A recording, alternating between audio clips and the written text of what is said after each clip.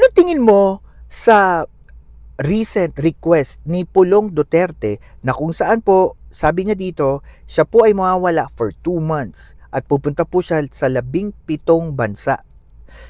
At ito po ba ay nararapat at sapat na dahilan para siya po ay umalis at lumabas ng iba't ibang bansa? Ano kaya ang dahilan? Sabi nila, maaring ito rin yung rason para siya tumakas.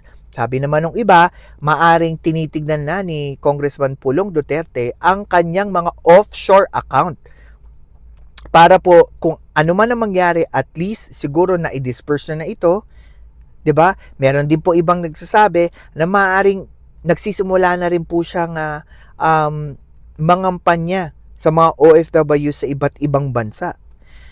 And alam din natin na meron meron pong issue kay Pulong Duterte. We all know that he was been allegedly having at least 51 billion pesos, getting a 51 billion pesos from the National Expenditure Program or NEP ng kanyang tatay noong huling 3 taon ni Pangulong Duterte.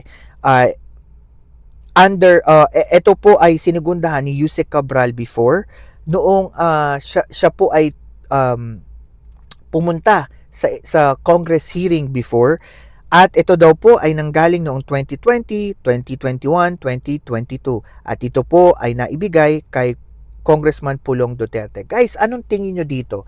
Naniniwala ba kayo sa mga akusasyon? Naniniwala ba kayo sa totoong dahilan o maaring dahilan kung ba't siya aalis ng bansa for 2 months? At ito ba'y tama na ang isang kongresista ay umalis sa ganoong katagal?